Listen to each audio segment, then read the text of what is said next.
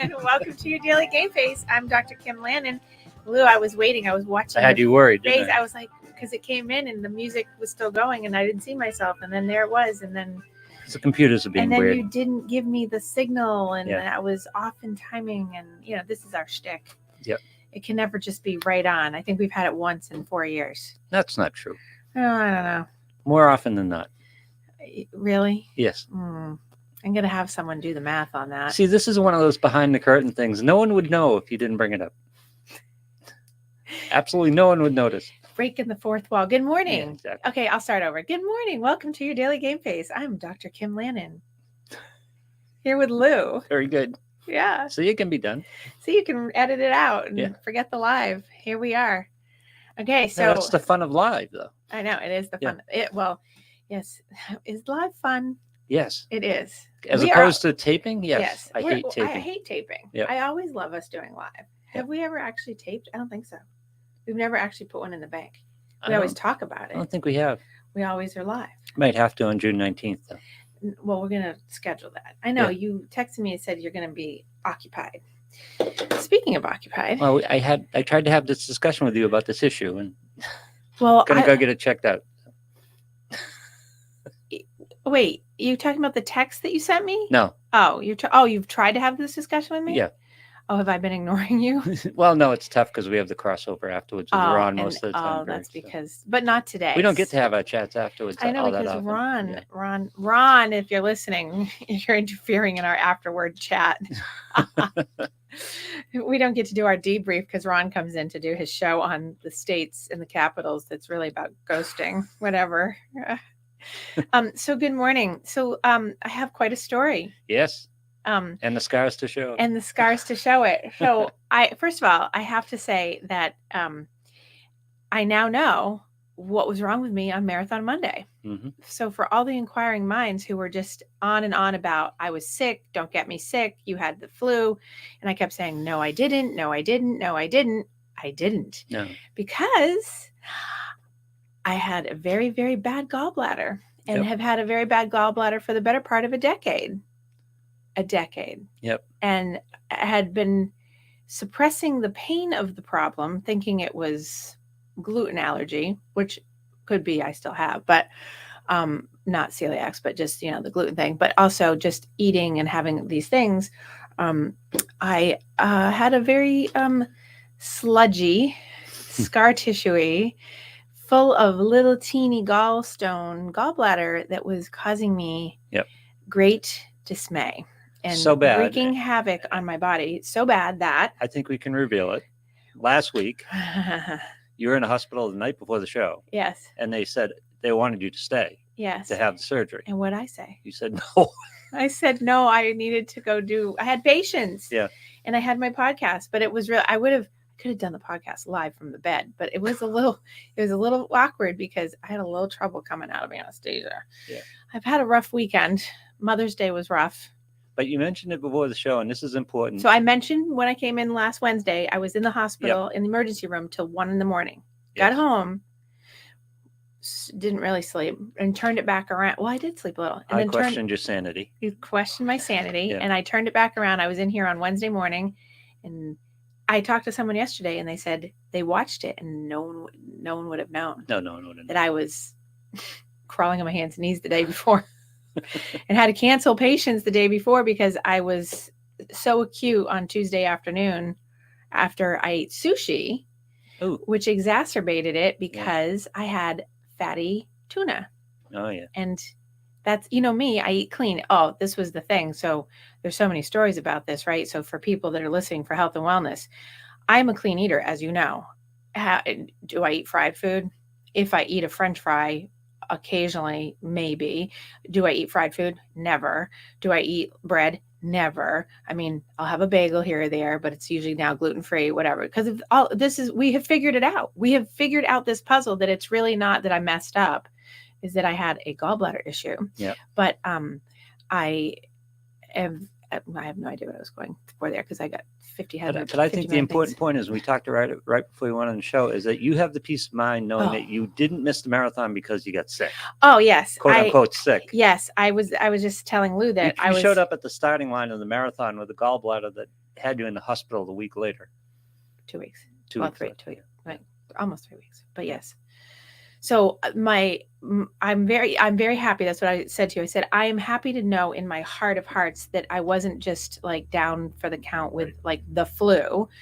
It was actually my gallbladder had acted up exactly the identical way. Oh, that's what I was talking about. The exact identical way that last Tuesday occurred. And that's what flagged it in my head before I even got to the hospital. I'm like, oh my God, this feels exactly like Marathon Monday, but it was in the middle of the afternoon. And I drove myself home. And then I was in so much pain that I called my lovely cousin Heather, and she was like, you need to go to the hospital. And I was like, I'm fine. Meaning while I'm rolling on the floor. And I drove myself to the hospital. I thought I was having a heart attack. So here's the health and wellness piece of this. Because I'm female and heart attack symptoms sometimes look different in women, right? I was having referral pain up into my chest from it and into my back. And so it made that band. And I was like, I'm having a heart attack. Oh my God, I'm so young and I'm having a heart attack. What the hell? And so I went into the emergency room going, I'm having a heart attack. So they did not expedite me, even though it felt like they were supposed to. It really didn't. And I have to say that it was quite the entertaining experience, but for that first night. But I had it's under your right breastplate where it happens, because that's where your gallbladder is. It's right under. It is? Yeah, that's right. I consider it lower. I thought it was. Well, you saw the scar. Yeah. No, I know. But that's where it is. That one right there in the top. Yeah. That's where it is. Yeah. All those other ones are just places where they go in with the tools. Yes, exactly. Lou got to see my bloat this morning. I'm like gas bloat from being extended with the air, and I've got like a right shoulder pain that's like screaming right now. But as I told you, I've videotaped the exact procedure that you've had. And so that's a really cool story. So as I'm telling Lou the story this morning of like, hey, look, I got it out because I was a mess. I could have done it for you. Oh, well, I think we would have passed on that. I'm going to say hell to the no on that one. So Lou told me this really cool story that you were doing a podcast for a guy. No. I was just doing videotape for a doctor who was, as I told you, you can't trademark a procedure, but you can trademark the tools to do the procedure. Mm-hmm. So this guy was building tools to do laparoscopic surgery. To do this, yes. Right. And I had to go videotape live, not live on air or anything. Right, but I had to be in the surgery videotaping the procedure.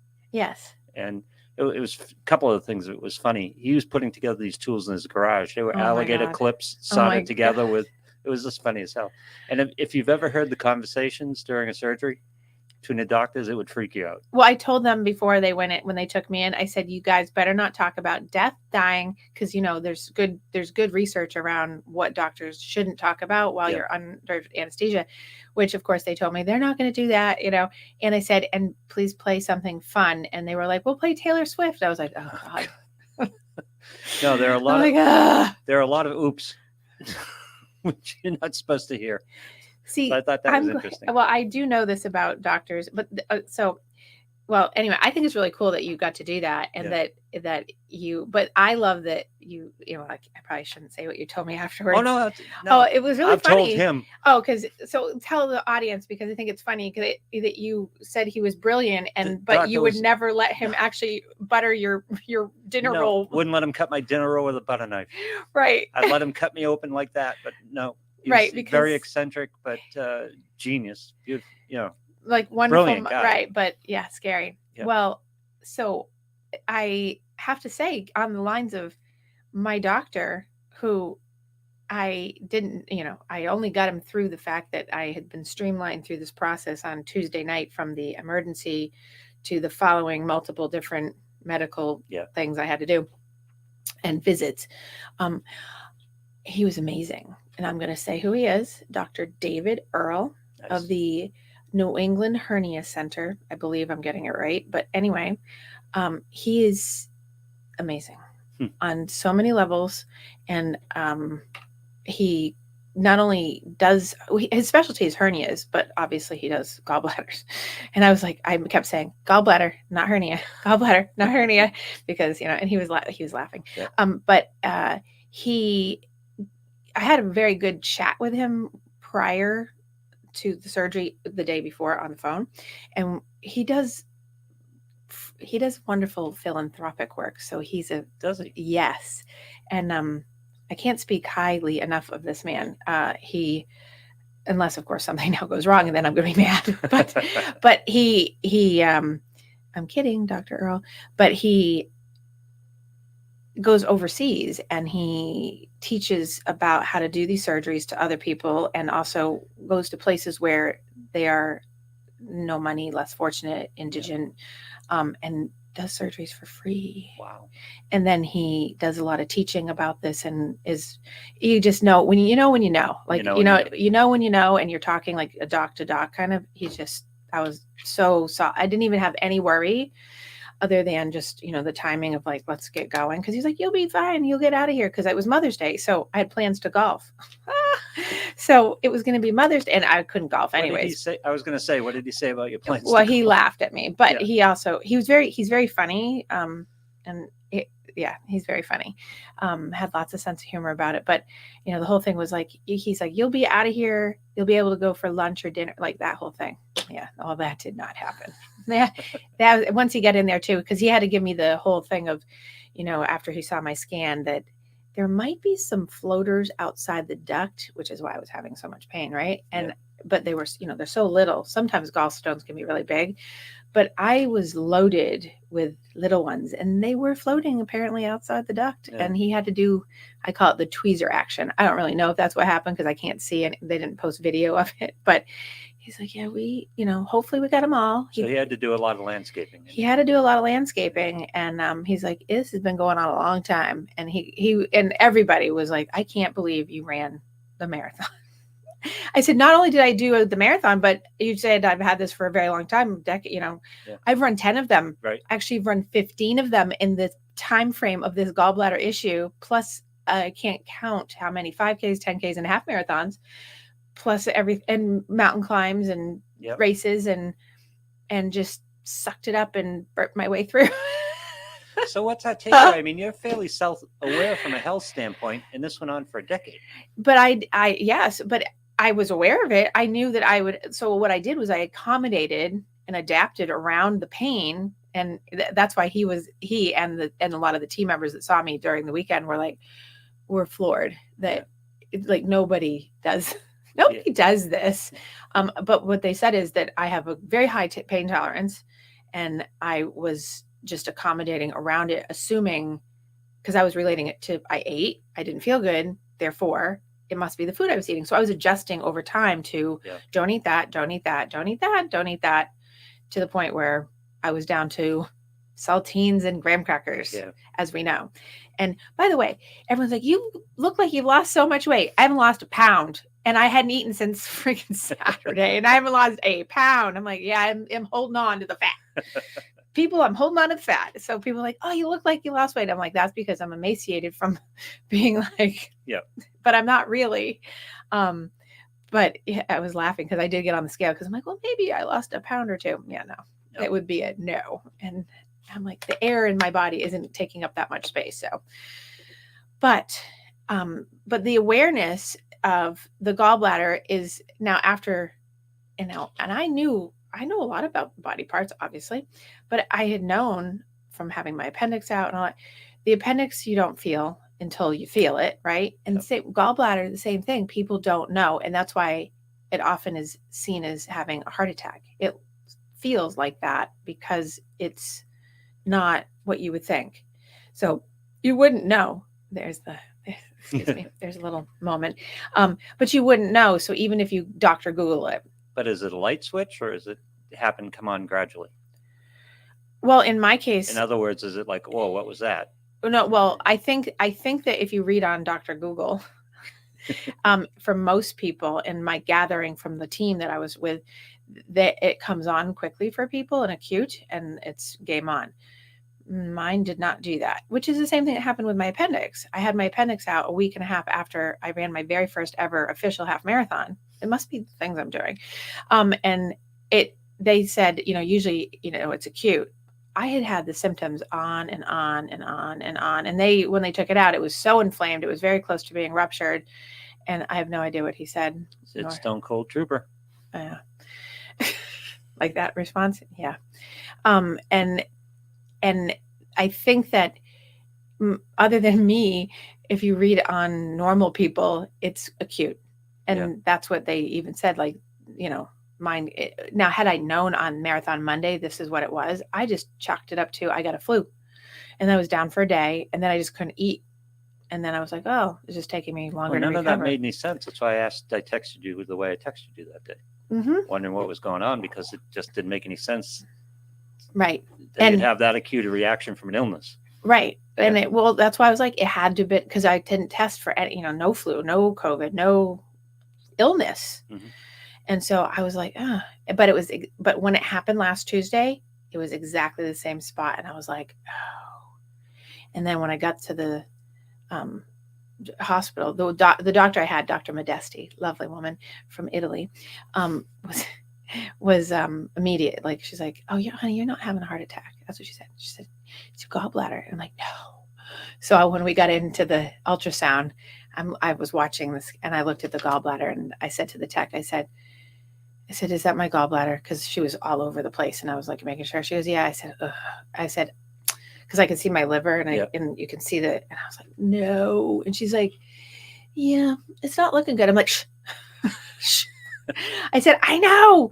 And I said, go over my pancreas. So she went down over my pancreas, and I was like, oh, my pancreas looks fine. I'm like, thank God. And then she came back up, and I'm like, can you go over because my liver enzymes were there. Well, hopefully now they're down, but they were rocking and rolling. Like the AST and the ALT made me look like I was in full-blown alcoholic cirrhosis of the liver. And they were like, do you drink? And I'm like, not that much. But my liver actually looks beautiful. It was the enzymes, because the gallbladder was giving the liver a run for its money. So my body was constantly fighting off an infection of the gallbladder. And they said he had his hands in his pocket on Monday morning when he came in, the doctor, and he just looked at me, and he was like, yeah, that was very enlarged. And he was like, he had that moment of just, wow, it was a lot. Yeah. And, you could tell it was not a usual, like, yay, get up and, cheerlead, let's go. Yeah. He was like, yeah. And he was floored. And then the subsequent people that had come in that had seen me, like the anesthesiologist and the nurse practitioner and everybody else, was like, wow. And they kept saying, and you were running on that. I'm like, yeah, didn't even faze me. Days before. Yeah.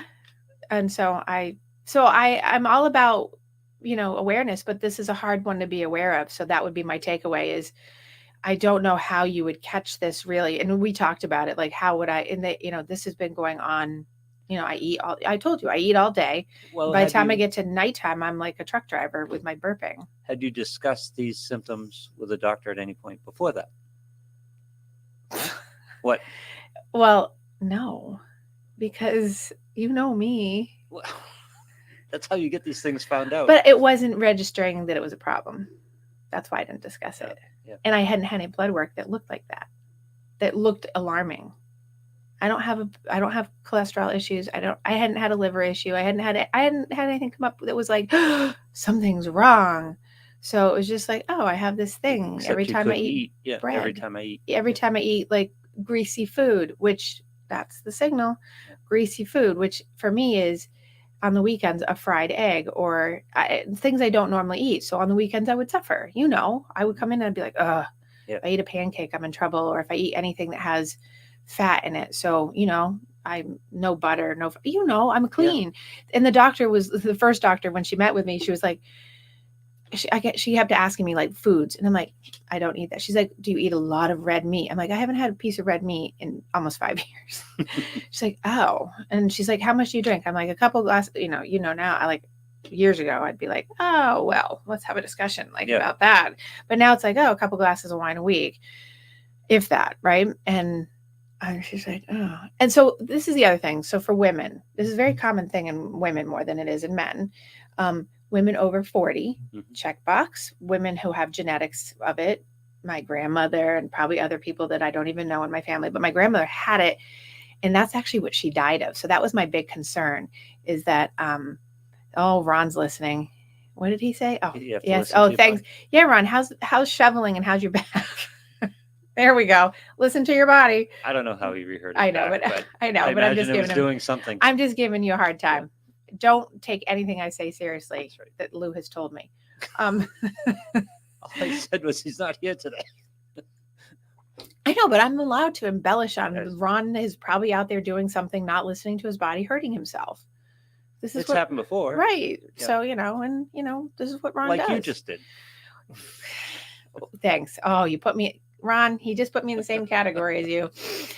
So anyway, but the women thing, so there's women are more prone, apparently. We literally had a discussion last week when you said that. We literally had the "Are you out of your mind?" discussion. We did. I literally said that. You did ask me if I was out of my mind. Yeah. And I was apparently out of my mind. But this goes to the conversation I had last week about I don't quit. And I was taught, unless you're dying, you keep doing. So to my benefit, but also apparently to my deficit. And I actually thought about that over the weekend, thinking this is a parental lesson that was because my parents were my coaches, that was a coaching lesson and not really a parenting lesson, probably, that was the best, because I was taught to go past listening to my body, that it didn't matter if you were hurting. It didn't matter if you were having, because my coaches, and not just them, but other coaches in the national team, they didn't really care if you were hurting. Discomfort, no. Injury, yeah, pay attention. But this was discomfort. Yeah. It wasn't injury, to my knowledge, but it really actually was.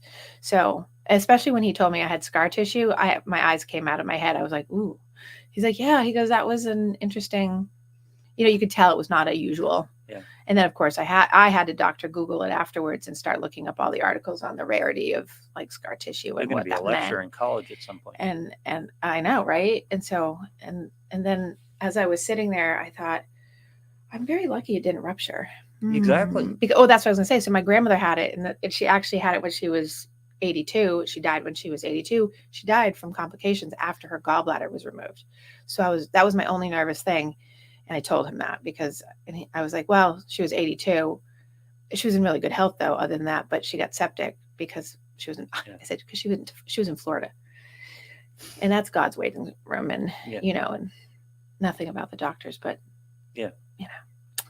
yeah. It's not Boston. And then, right. And then I have to also say that I had an amazing nursing staff. I had lots of people who were fabulous, but a shout out to Angela. I won't say her last name because I don't want to make her. I told her at some point I'd have her on the podcast because she was so good. But I had Angela, and she was awesome. Nurses is something else. She was so spectacular. She knew. Well, the surgeon was amazing, but she knew more than anybody else on the floor, and like she could communicate appropriately with me as a peer. It was good. I'm not particularly religious, but that's God's work. Nursing. It was interesting because I know that comparatively I was an easy patient on the med-surg floor. I was on the med-surg floor, mm-hmm. and I could hear. You were an easy patient? Lou, yes, I was. No, I don't think I'll have the surgery now. I'll wait a week. Oh, well, that's different. Yeah. Well, I asked if I could wait. I asked permission, and they said as long as I did the surgery, and then it really became emergent. Oh, because the other part of the story. Here's a hint. When they said, do you want to do this now? I should have done it. You should have done it. But I couldn't. Yeah. I had 40 more patients in the week to see. Do you know how hard that is to cancel at 1:30 in the morning? How many patients would you have to cancel if your gallbladder ruptured? Well, that's different. It didn't happen, though, so I didn't have to deal with that. That was a risk you took. What is Ron saying? Well, they told me that it was not in risk of rupturing then, but they told me that's why he allowed me. He allowed me to leave. But what I was going to say is I almost went in earlier because I was in so much pain Friday night. I didn't eat after because I went to a concert. And I had to leave the concert after laying on the ground outside. Mm. It was a rough weekend. And I missed the concert. These are all hints. I missed the concert. Yeah. And then on Saturday, I didn't eat anything because I was so sick. And then I couldn't wait. And then Sunday, because I was going to go in. They had the room ready for me, and I was going to go in. But I waited till Sunday morning. Happy Mother's Day. Lovely. You make me feel so much better. Why? Because I'm awful with this stuff. I'll put stuff off all over the place, but you take the cake. Oh, I was. Oh, whatever. You're on the ground outside a concert venue on Friday night. I was. Yeah. I Ubered. And I got in the car and I said to the guy, I said, I'm not going to vomit, which I had just vomited. And I said, not that my listeners need to know this, but they're finding out. But I was like, I'm okay. We're 3 miles from my house. Just get me there fast. We hit every light. We hit every light and I kept swearing. And I'm like, I'm so sorry. And you could tell the guy had a cross hanging and he was like, listen, I'm like, oh, this poor guy. And he was from the Dominican Republic. And I was like F-bombing. And I'm like, God. Blah blah blah, and he was just like do driving home. Like, he's like, when does the concert get out? And I'm like, oh God, dude, don't talk to me. I just get me out of your car before I puke. So the Uber driver needs a medical emergency. Yeah. So it was okay. But then, so here's a funny story, right? So it was a very bizarre weekend. So we get home, and I end up having to call the fire department because there's a gas leak in my house, but there's really not a gas leak. Here's a John story. John had picked up a Rogue lawnmower. All right. Off the side of this road, but from people we knew that it worked. I'm a street pick guy. I'm all over that. Okay. So I'm never a fan of this because I have accumulated crap. Right. Yep. In my shed. So when we came home, when we walked in, now I'm feeling this, right. And I'm feeling all the feels of this pain and whatever. I walk in, I'm like, what is that gas smell? So we throw open all the doors. I'm like bent over, like, oh, I can't breathe, gas everywhere. And I'm like, it's gotta be, I'm like, it's, we checked the pilot light, the whole thing. So I called the fire department. So it's gasoline, not propane. Well, yeah, because I could smell gasoline, and he kept saying, no, it's got to be something else. But the pilot light was on, and the hot water was like nothing was. Right. And we'd only been gone a short time, so it was like, what has happened? And he'd been mowing the lawn. So anyway, I called the fire department, much to my embarrassment, because I know a lot of people in my town's fire department, and then now it's 10 something at night, right? And, they're coming. I can hear them coming. And we went with my cousin, to the concert, and they're standing outside like, this can only happen to you. Yeah. Right. And here come the fire people, and I know them, and I'm like, oh God, this is so embarrassing. I'm like, I don't know if we have a gas leak. I said, I think it might be a lawnmower machine of some sort. Don't know. And as soon as he took the meter in and whatever, he came out, the chief, and he was just like, yeah, it's the lawnmower. That lawnmower, the Rogue lawnmower was leaking gas. Yeah. So it sat on the side of the road, and somebody checked it. John, it was that scene from When Harry Met Sally, getting rid of the wagon wheel table. I'm like, get it out of the house. So we didn't blow up that night. And I love how, and the fire department's like, you need to leave the house. You have to. I'm like, I have 4 cats. What do I do with them? They're like, you need to leave them in the house. I'm like, yeah, that's John, and then John, well, I had to, but John was like, I can run in and get them. I know where all of them are. I'm like, oh, the house blows up, Yep. So this was and that's just part of the stories of the weekend. I know that I did talk to someone at some point on Saturday, but it was late in the evening to tell them I wasn't playing golf. Late in the evening on Mother's Day to inform them. Sorry, no golf surgery. I was not playing golf. I think it was like 9:00 at night. I'm like, I'm not playing golf today. And they're like, Yep. So hence the anesthesia it was a little bit of a rough one. It did feel like I was hit like a Mack truck. So I'm not. Usually that's my favorite part. The Mack truck part? No, the anesthesia part. Yeah, I've never had a problem coming out. I didn't really have a problem per se coming out because Dr. Earl told me I didn't, but he said it just was, it was a lot because I was under a little longer because I was so sludgy. There's a lot of landscaping to do. Okay, when you say it like that, it's just awful. Well, it's a lot. You had to pick up a lot of stuff. I know. Yeah. Anyway, so I am hoping to be back on the mend.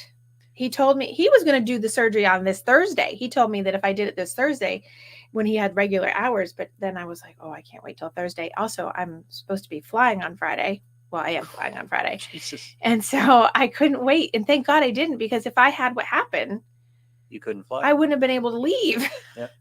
So, and right before I came in, I was talking to all the people I'm going to be with this weekend, telling them that I had a little bit of a rough weekend. And so this was going to be a very low-key weekend. And they all laughed at me. No, they didn't laugh at me, but they were all talking about my burping. Well, the good news is in a week or two, you're going to feel great. Well, here's the upside. Ready? Yeah. One, I already don't feel the pain and I keep waiting for it. So I'm a little anticipatory. So I'm a little worried to eat. I have had mashed potatoes. I've had some soup and I've had some saltines just to test it out. And then I did have a sweet potato. Oh. With a teeny tiny little bit of butter. And I didn't have any issue. Oh. I was floored. I was going to ask, what food is coming back? And I'm scared, so I don't know. But the thought of food still makes me not feel good. Yeah. But I think it's just it's early. It's an anticipatory thing. But psychologically, I'm very wounded around this whole thing. And I was very traumatized physically by the food connection. So I think that just the thought of foods like spaghetti, it's a lot of conditioning, pizza, right? I'm very conditioned to don't eat, and I think that could have been possible for why. You remember I told you I stopped eating. Remember I came in, I'm like I'm done eating red meat on January 5th that year, and it was because it was making me feel every time I'd have it, it was awful, and I'd feel so bloaty, and then I'd feel terrible for like 2 or 3 days, and I was like, it's the red meat, and I actually don't think it was the red meat. I think it was the gallbladder. What would be the screening procedure for a gallbladder? I mean, whenever you have conditions, you have stones, right? Well, yeah, it's usually a stone, and not this. Mine were lots of little ones in the bile duct, and then they usually give you the screening would have been that I would have said, you're going to kill me. I know what you're doing. I know what you're doing. I'm not doing anything. I'm asking questions. So a normal person, not Kim Lannon, would have said right in the first probably year, wow, every time I eat blah blah blah, I'm having this thing. But it wasn't right here.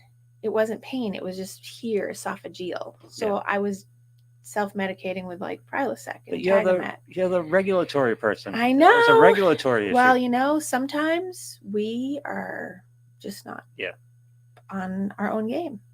And I didn't realize it. So the screening would have been that a normal person, not me, would have noted that they had pain, and they would have gone in and they probably would have had blood work for it. But I had blood work and nothing was showing, but I hadn't had blood work recently. But, that was one of the questions, can you get this on blood work? Or you can't get it on blood work for that, but you can, if your AST, your ALT, or your bilirubin, I didn't have a high bilirubin, which, that's what makes you jaundice. Mm-hmm. And I did say over the weekend, literally, I had exactly what Mush had. My cat, if you are all aware of who my cat was, his ALT and AST, we had matching numbers. We had, the only one that wasn't was the bilirubin. My bilirubin wasn't too high. Hence, I wasn't yellow yet. Yeah. Because I hadn't leaked out.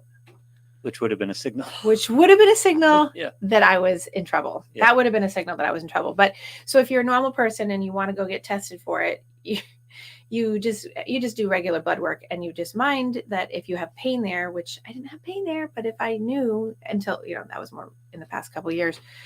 But while it's reasonable to blame the food in that instance, and it is reasonable to blame the food in that instance, if you have a particular reaction like that repeatedly, that's something. The dumb on me is coming out. I know. If you keep having the same thing happen, you'd think you take care of it. Well, I did. It was because I just related it to the food items were always in the carb family. Yeah. And they always had something to do with something that had fat on it. Like if I had a baked potato with butter, but then I was having baked potatoes like Friday night before the concert. What did I have? They all had this beautiful meal at this wonderful restaurant. I had 3 plain shrimp and a baked potato with nothing on it. I don't think that the glass of Prosecco helped. Maybe not. The glass of Prosecco might have exacerbated the problem, but I didn't have anything after that because I was hurting. All the foods are identified as problematic, but still, to you, it was more of an extent than normal. Yeah. So, yes. Ask some questions, I guess, is the answer sometimes. Yeah. I don't know. This was just an over the top thing. It was crazy. So psychologically, people asked me over the weekend, because they know what I do, and people were asking me, like, psychologically, how did you like manage like the pain and all that stuff? And I'm like, I don't really have an answer, because people were very fascinated how they knew I had to have been in so much pain given the amount. And the only thing I can say is that I accommodated for, and I just kept accommodating for. I had to keep moving forward. I don't have the luxury. I don't work for a company, so you explained I work for how myself. You dealt with it constantly. Just don't quit. Oh, well, yes. That's how you got it. Well, right. But yes. So the bottom line, the end goal was always like, you just don't quit. I don't have time to quit. I don't have time to not be there for patients. Hence my Tuesday night at 1:00 in the morning. Can I schedule this emergency surgery for later? Hence it's emergency surgery, but I'm scheduling it for later. Yeah. But I did the same thing. The only thing different with my appendicitis was that they didn't let me leave because that was about to rupture. And I was scheduled, that story. I was scheduled to go climb Mount Washington. And I said, I would like to climb the mountain first and then come back and do the surgery. And the surgeon looked at me and said, that's not happening. Because you can't have a ruptured appendicitis. Appendix costs a lot of money to pick you off the mountain. Off the middle of Mount Washington. Yeah. So. We always laugh at those people after rescue. I know. You would have been that person. I know. And thank you. After the doctor said, don't do it. So here's an interesting thing to me is like, I didn't relate this, and I've had other patients that I've helped relate this to, but not myself. But in the past year and change, as this has been increasing, and I can now, it was like a flood of like aha moments over the weekend now. Like, oh my God, I now know. Whenever I've hiked mountains that were really strenuous and had a incline that was really steep, like the Loon Mountain Race, I was having trouble getting past a certain point, and I was like having to stop, sit down. My heart rate would go up. Oh, I was 190 over 110 for my blood pressure. Wow. I can beat those. Thank you. Oh, I had 206 at one point. Oh, yeah. Okay. I had 206 over 1 something. Now I've blurred that number, but it was 206 was my top number at one point over the weekend. And I'm like, but I relate it to now that my mountain climbing issues over the past year and a half, minus smaller hills, like if we go to Wachusett or the smaller mountains, not a problem. But if you're having that, because I was like, I'm having cardiac issues. That's what I thought it was. So I'd be going up the mountain and John would keep going. I'd say, just finish. And I would turn around at 4,000 feet. If it was a 6,000 footer, I'd turn around at 4,000 feet and come back down. Not because I couldn't breathe. It was because I was having this pain. Yep.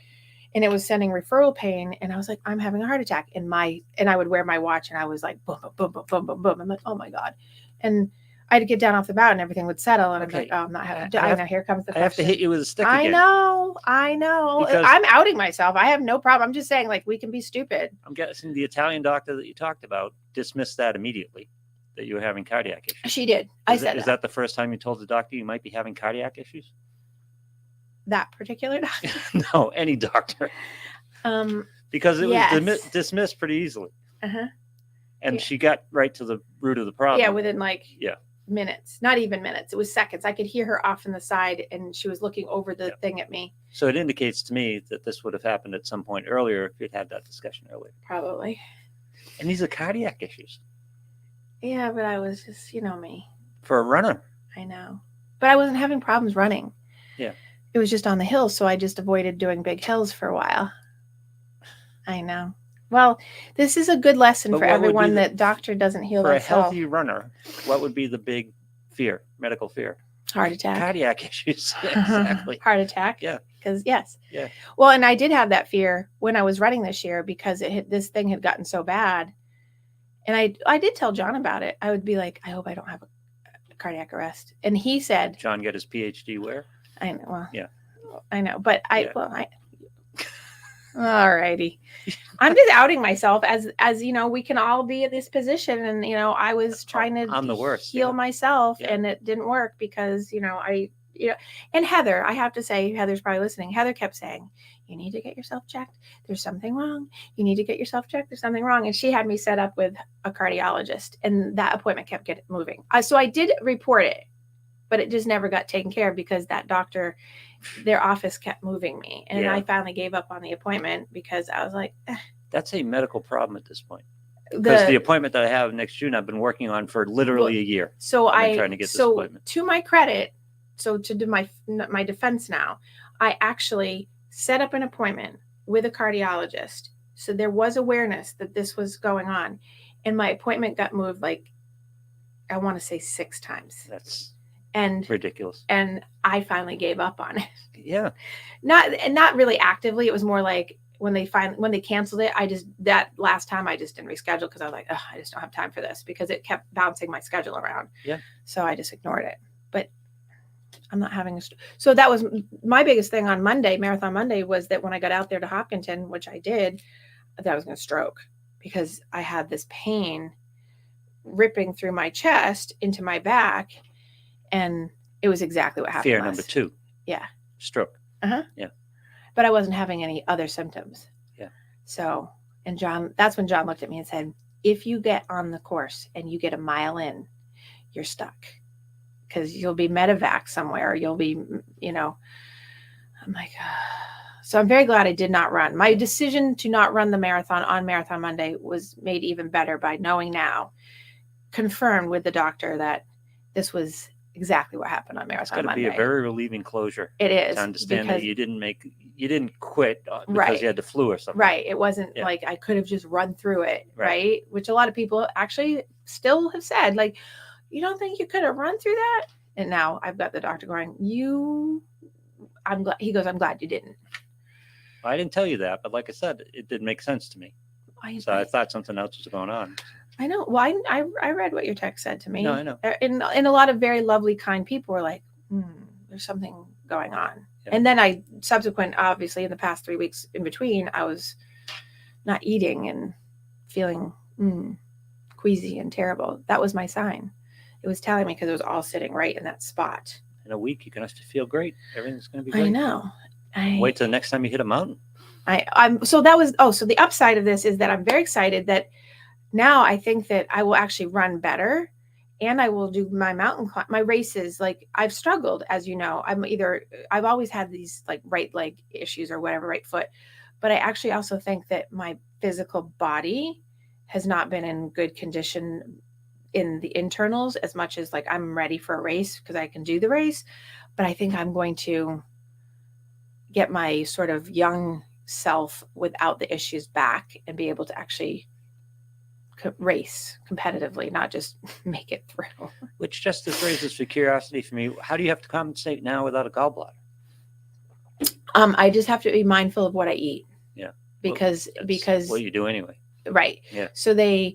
And that's why I was like, how could that? So they related it to my genetics and being a woman and being over 40 and, all those things and hormones and all those things.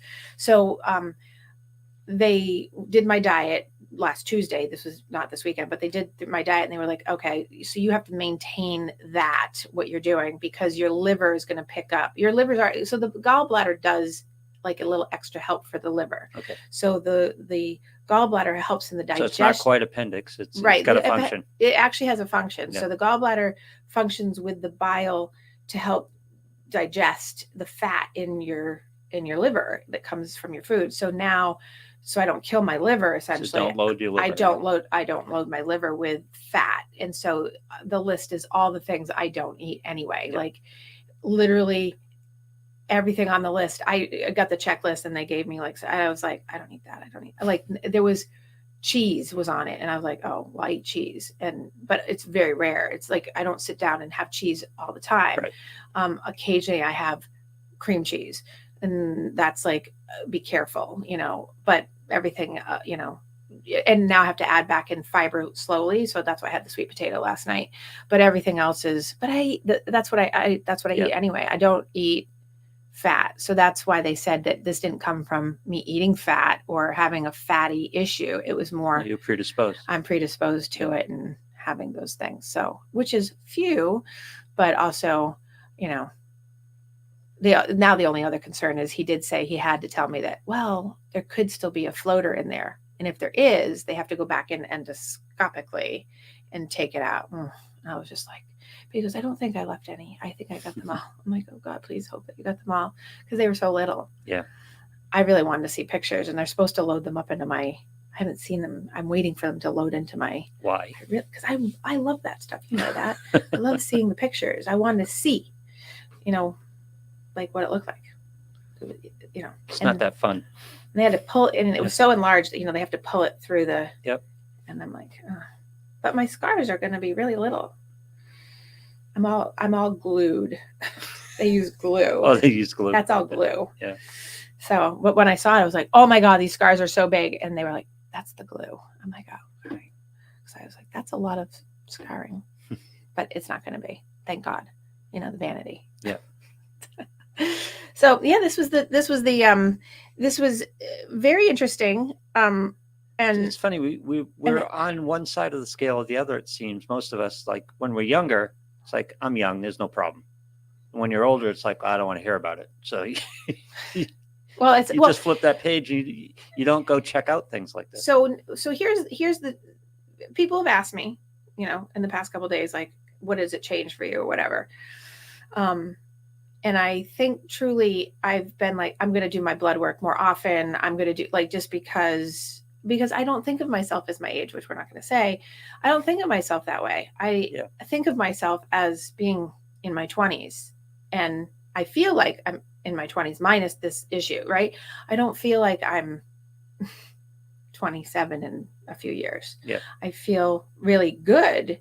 So when stuff comes up, I'm not like, if something aches and pains for me, like, I had essentially a broken foot last year. I ran the marathon twice on almost through and through broken shin. Yeah. I just do. And it just is like, well, and I compensate. So I'm really looking forward to the fact that I'm probably going to go forward with just making sure on my own without even my doctor. Cause I'm just going to do my follow-ups like for myself and do more of that. Because my blood work would have shown that clearly. Yeah. Had I gone in 3 weeks ago, I think my blood work would have shown that my AST and my ALT was off the chain. A certain period before the marathon, it would just be good to get a blood work and just get checked, wouldn't it?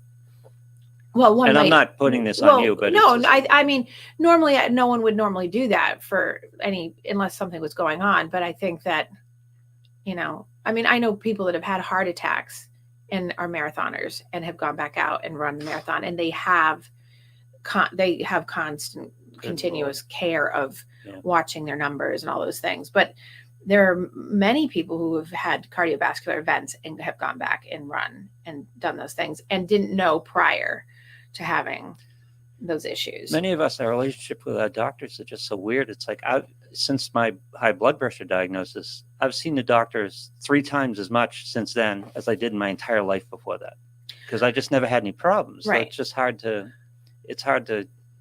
no, I'm not going to the doctor. Right. Well, so here's the thing about that is, like, I think your point about the doctor relationship is so important, because I think that one of the reasons why patients have what they have with me is because I get to spend so much time with them, and I take the extra time because I do the integrative medical piece. So I spend exponentially more time getting to know them and caring and feeling. Primary care is your general practitioner. They don't have time. Right. And even more so now, they have even less time. So they don't spend time talking to you. Even my doctor, who I'm very good with, and I've had her for years. I don't spend time really talking with her, right, because we don't have time, and everything is like the check-in. It's like on the fly, or if we want to do a quick chat, we do it text or, so, but I also think that a downside of being a practitioner myself is that when you're practitioner to practitioner, we often think we've got our own selves, which we do, as you've given me crap about today. And I think she, like other people in my business, we often just assume, like, we'll tell the person, or like it's there. We've got it. We assume that we've got ourselves covered. Yep. And, we don't. No. And so, but she did reach out to me. She did reach out to me and have her NP make an appointment with me on a day that I'm not here. So that's not going to help me. I have never met my primary care. And that's the other thing. I have a lot of people, and she's great. Yeah. And so if you have an NP, a PA, I'm always like, good. As long as you have a good, strong connection with them and you feel like they've got it. That's the other thing is I find that, a lot of times people will say to me, oh, who do you recommend for this or that for a doctor? And sometimes I'm having a hesitation on who to recommend because I find that people do so much of their own research now. They often know a lot more than their doctor knows, not in terms of like the whole picture, but a lot of times they know. So they self diagnose and they self care. And then the doctor, even when they are with them, I tell them, don't tell the doctor what you've been doing. Just tell them your symptoms, because if you tell them already, it gives them a preconceived notion and then they're not catching what it is. So my bad too with my doctor, because I know her so well, I tend not to say the stuff because I just think in my head I've got it.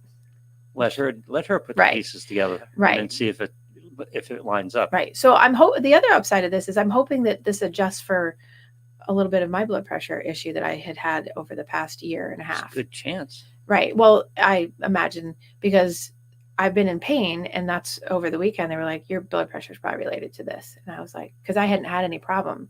And then I had all of a sudden. And so. What I like most about my PA is you and I talked about my blood pressure medications, and you had a suggestion. I went to her and she took it in. Yeah. And then she said, all right, yeah, that makes sense. Let's try that. And it's like a lot of people get, they don't like you doing the Dr. Google. Well, they get you. Well, I'm not Dr. Google. No, I know. And I explained that to her. But yeah. But they don't like that. And I don't like that either when patients come into me and say that. But I always take a patient's commentaries of what they think it is or how they feel, like, because they've gone to their extent to look, and I'll look at things for them with them to say, okay, this would be, because if you look at Dr. Google enough, you're going to die, because everything leads to death, right? Fourth option is cancer. And the first option is death, right? You're going to die first and then have cancer later, because it's always like that. So, and it doesn't help like my hypochondriacal patients. You have an allergy or cancer, one or the other. Right, exactly. Well, and so even this, right? If you look it up, it's like, what could be the cancer? Yeah. Like it's always in there, and you're like, oh, stop with that, right? When that's just like when they looked at the whole thing, the immediate thought was, oh God, she has fatty liver disease. And it was not true at all. And thank God, because when I heard it, I was like, that is impossible. Yep. And then very quickly, when they realized it was a gallbladder, like, your liver's fine. So it's just your numbers have to come down. But it's that whole advocacy piece of being able to talk about what you have and be able to, talk to your doctor who you feel like you can trust. That's the other thing. If you don't have a connection and you don't trust them, you just do your own thing on Dr. Google, because you just don't feel like they get it. So, and I think that's a little bit of my own thing on this one, is that I really, because I had to move myself around on some medications and I make suggestions and she always listens, but because of, stuff, and I wouldn't probably have given her the opportunity to really look at this because I was in my own little head doing it. So, I'm, just like everybody else, and have my things, but I just think we tend to overcompensate, because we've been told for the last few years that when you're dealing with medical practitioners, advocate. Right. So we've been told to stand up for ourselves. We've been told to do our own homework a little bit and that type of thing, but you can take that too far. Right. Well, I think my doctor, she and I have known each other for so long, and, we're in that zone of like, we're very familiar. I think she appreciates that. Like, I always give her the latitude, but I'll agree to disagree sometimes, because I don't always agree with her. And she's very good about taking in if I say, like I took myself off something last year that was clearly causing me a problem. And it never even registered with her. And she's like, oh yeah, it didn't even, so everybody's human. And that's what I always say to my patients, like, because often, like I said to you when I came in today, there were a couple of people that when I canceled yesterday, they were upset, despite the fact that I prefaced it with, I had surgery. I had emergency surgery over the weekend, and I'm just getting back home and can't come in. The annoyance level of these particular people is one indicative to me of, like, diagnostically, they are not better. Right. Because they lack empathy. Right. and the likelihood of them getting empathy is slim to none at their adulthood years. And also the fact that I have to remind, like, I'm human. I'm not a doctor. I'm human.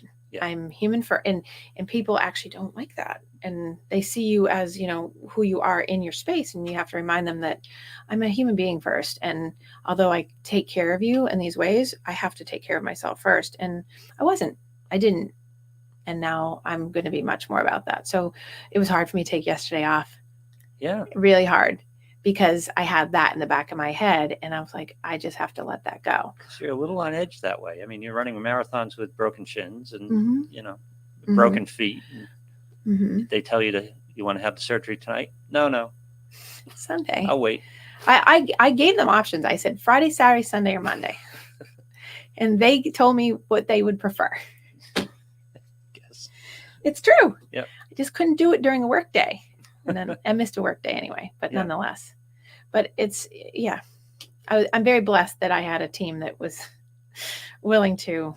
But we all have these things with our health and dealing with doctors and dealing with things that we're dealing with. Yes. There's a lot of denial. There's a lot of rationalization. There's a lot of stuff going on. It's just. Well, I would have taken care of this had I known. Yeah. I wouldn't have. I'm not a bypasser. I don't ignore or run away from. I just thought I knew what it was. I actually didn't think it was anything, like coming up through the years. But as soon as it came on and I knew, then everything was like, oh, there's the puzzle all put together for me. Because as soon as I knew, especially I was like, oh my God, this is what happened on Marathon Monday. And they were like, oh yeah. But we don't see perspective enough. No, and we're in our own heads a lot, right? Well, especially when you're busy and you're in your like daily life grind, and you just kind of keep going through the motions. It's just part of your day. Yep. Like, well, yeah. Oh, at nighttime I feel this way. This is what happens in the morning. I feel better. By nighttime I feel this way again. I chalk it up sometimes to I'm tired. I'm overworked. I'm overstressed. I'm over whatever. But that perspective is one of my favorite things about therapy. Yes. Just getting to look at yourself outside your own head. Yes. If you have a good therapist. Yeah. If you have a good doc right. Because Yeah. I get a lot of people that end up coming to me, one, because I listen well, but also because I do that integrative piece and I do the whole system. So I have the integrative medical practitioner piece, which, I'll talk to them about what's going on in your body. Like, do you have, what do you eat? How do you sleep? Do you have any medical conditions? Do you have diabetes and all those things? Whereas I don't actually have a doctor that I see that does any of right. it.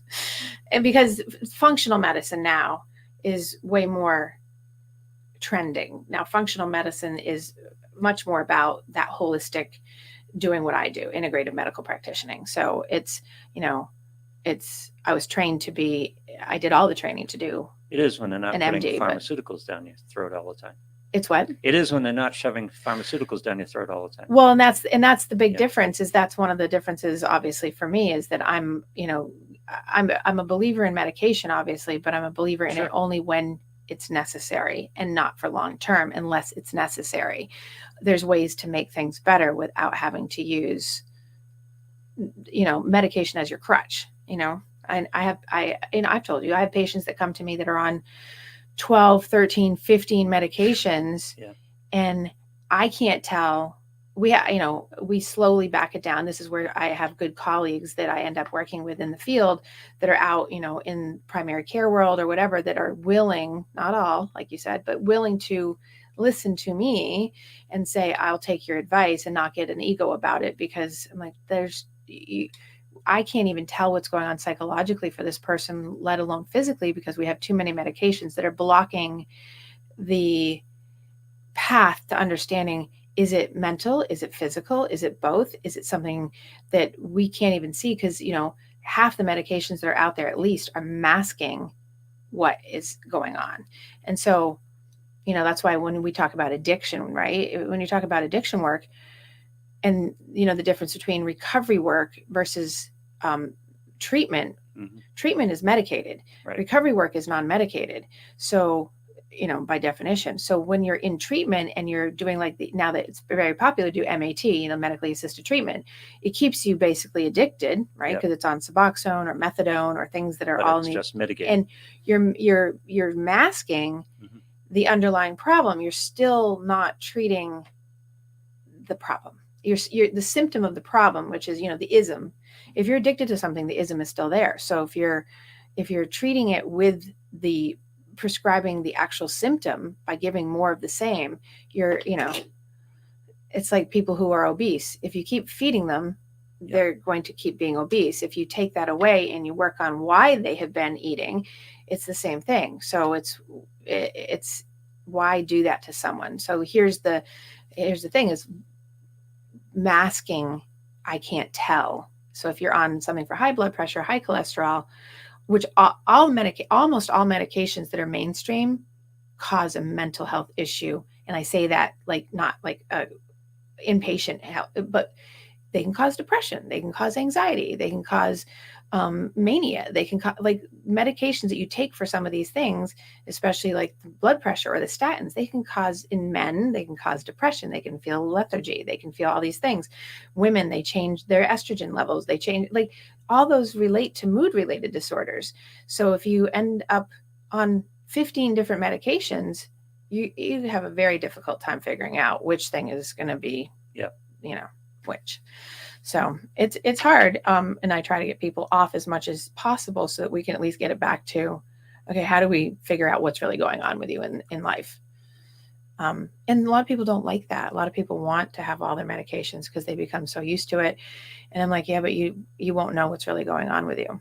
Well, it circumvents the hard work. First of all, it gives you responsibility, which a lot of people don't want for their problems. It's like I have a medical issue. I'm on prescription, so it's okay. Yeah. Right. I was just looking at let's see. Hopefully you don't get post. Oh, thank you. I hope that I don't either, but thank you. Kind of an interesting wish, isn't it? I know. Yeah. Thank you, Bruce. He hopes that I do not get the syndrome that comes from this post. And then he said his aunt had it for 1 year after. Now, is it that she had it for a whole year, Bruce? Or now I'm looking at it. Did she have it a year later? What is it that he's really saying here? Ron taught both of us at 254. Oh, that's not good. Well, yeah, when did that happen? Yeah, when was that? Yesterday.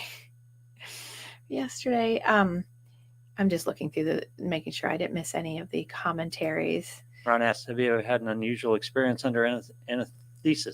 Anesthesia. He didn't spell it right, but I know what he means. Anesthesis. That's what he spelled. Yeah. I have not had. I did have a great dream experience in one of my anesthesias. Not this one. This one did not have anything other than afterwards. Apparently I was funny. Apparently I was very humorous. They were very entertained by me afterwards. I'm not sure what that means other than I do know that that scares the living hell out of me. It scared me too. They did say that I told them I was hit by a Mack truck and they had a good laugh about that. I do remember this. Delusions are fine. I just don't want to tell the truth about anything. And well, I always worry. I'm like, oh God, what am I going to say afterwards? Because, but I supposedly did not say anything off color, but I did tell everyone on my nursing team that I was going to throw John out the window and off the roof because when I came back from recovery, imagine that John was eating because John eats, right? Yeah. John's pastime and hobby in life is eating. And I would have preferred him had I should have thought of this before, but I wasn't. I had his metabolism. Right. Well, he, leaves the house and walks around for 17 hours a day. So there's that. Yeah. But I should have told him, please don't, when I come back, please don't be eating. But I didn't realize I was going to come back and it was going to be so many hours in between because I had to wait. I had to wait to have the surgery when I got down there. And then I had to wait afterwards to get out of recovery. I came in the room and he was eating an entire bag. The whole room smelled too, by the way. I was like, oh God, kill me. He was eating an entire bag, bucket, box, whatever, of Kentucky Fried Chicken. All right. Greasy Kentucky Fried Chicken. And not only was he eating that, he was eating Taco Bell. You know how they come together because they're owned by the same company. So you can do the drive-thru and get both. Apparently the nursing staff told me that, wow, they had a wow several times over the weekend. I didn't tell John. I'm sure he's listening. Well, he probably was trying to time it and delay, put him in a bad position. Well, yeah. Well, yeah, but then he ate and he kept eating, and I was like, oh, stop eating. And I told him to go away from me in the room because he was eating, and that was annoying to me. And then he left and came back, and it was late in the evening, and he was there after hours, and he was jonesing for chips or something off people, from what I gather, around the unit, because all the cafeteria and everything else was closed. So he's still looking for food. He was looking for chips. Well, and so I told him to go home. Gotta eat. He eats constantly. Yeah, well. So, but the Kentucky Fried Chicken, here I am coming out of surgery, and he's eating Kentucky Fried Chicken and Taco Bell. Way to support me. Yeah. And so when he left, the nurses on yesterday, what was it? Whatever, Monday, the nurses in the morning were they had come back on from when he was there. They're like, husband eats a lot, huh? I was like, I'm so embarrassed. Well, I'm like, Jesus. Some people need food. So some of us need more than others. And it was just so funny though. It was Kentucky Fried Chicken, like the things I would never even eat, and the smell was in the room. I'm like, oh my God. So when I went in to go to the bathroom, the nurse was there, and she's like, I said, where's John? She's like, he's eating. And I'm like, I'm gonna pitch him off the roof. So I was, it's one of those things. So the moral of your daily game face is there's a couple things this week, right? Is that sometimes, as I said to Dr. Earl, because he looked at me and said, you look great before surgery. And I'm like, I present well on the outside with my game face, but on the inside, I'm sludgy, which I didn't know. Face, right? And exactly. But putting on your game face sometimes works in your favor, but sometimes it doesn't allow people to see what's really going on, right? Because I'm really good at being able to do that. But also making sure you do advocate for yourself and check things out, and things like this. If you're a female over 40 and you have anyone in your family that's had a gallbladder issue, or if you have estrogen, if you're going through any kind of hormonal changes, which I'm not, but I imagine somewhere in the future here I'm going to, but they just assumed I was, which was a big misassumption, miscommunication or misinterpretation of my age, right? But I think that if you are mindful of that, and you're human, so you're not going to always catch it, even if you're aware. I'm very self-aware, as you know, and you could be very self-aware and still miss things because you just don't think that that's what it is, because I think I'm in my 20s, and I still do I still do gymnastics. I still flip. I still do. Yeah, it's not like I feel like I'm, going to the grave. So I don't think of those things, but I'm going to be a little bit more heightened in that. So I'd take away from today that of all the people that listen, that if you're super self-aware and you have that anyway, step outside of that and really try to do an extra look at, do you need some blood work? Do you put it off? Because now I'm like, oh, now I'm really going to make sure, because that's the only way you can catch some of this stuff is by doing that. Regular blood work is good, especially if you're on medications. Yep. Just keep doing the blood work. I know, right? As much as they'll let you. It's pretty easy, and it's useful information. Well, and you don't even have to have an appointment. You can just walk in usually to your places. They actually just have it ready for you to go. So PC just gives me an order, and I can go in whenever you want. Yeah. And they're open. Around here, they're open at 5:30 in the morning if you have to. They're very accommodating. Just like the MRIs. You can get an MRI at any time you want. Really? Yeah, around here. Mm-hmm. Yeah, Chelmsford MRI. They are open all the time. They accommodate working people. So anyway, I know this wasn't necessarily about like all the psychology of the world and everything, but I thought this was a good learning experience for people just to say, hey, here's what happens, and you have to, you can't always think that nothing's wrong. Well, yeah, it wasn't even like your conclusions were wrong because the food was bothering you, but it was the extent of it that like maybe there's something else too. I didn't know the severity of what was going on because I bypassed it, thinking it was food. Well, it was. Well, it was, but it wasn't. Food was just prompting the problem. Right. It wasn't the problem. So, right? Yeah, like I would have eaten that food and had a reaction and not developed gallstones over 10 years. No, people react differently. Yeah, I mean, that's the other thing. Or process it differently, right? Well, and I think that I'm, that is one of my concerns now is like, well, what is going on in my body that, considering I'm a clean eater and I don't eat junk and I don't eat, what is going on that I'm getting these creative issues? You had a semi-functional gallbladder. That was probably a large part of it. Right. I had a funky gallbladder. Yeah. So did my grandmother. So I'm going to go with, it was in my genes. That's what I'm going with. Okay. Well, I have to pull out the stick again. I know. I'm just saying that so you pull out the stick and give me a hard time. Do you ever tell that in your family history when you're talking to a doctor? Your grandmother had gallbladder? Now I do. Yeah. Now, over the weekend, I told it 500 times. Yeah. But I never did before because until I did research on my own after I figured out after they figured out last Tuesday night what it was. Then I went in and that was like top of the list is like genetic. 40 women, 40 genetic. Mm-hmm. I was like, oh, and then I was like, oh, my grandmother. And I don't know who else in my family because my family doesn't talk about those things because they're never quit. Right. Just ignore this stuff. We just ignore things. Yeah. If you die, we'll pick up the pieces later. Because you can't be a quitter because that'd be worse than having a problem. So Well, gallstones or failing gallbladder is not quitting. Well, yes, but you have to get to the fact that that's the diagnosis before you can be allowed to quit or stop. Yeah. So anyway, I was just looking at. I have a new prescription. I have a new prescription for my in case I have reflux. They just sent me a prescription. Well, isn't that good to know? I haven't had any. Knock on wood.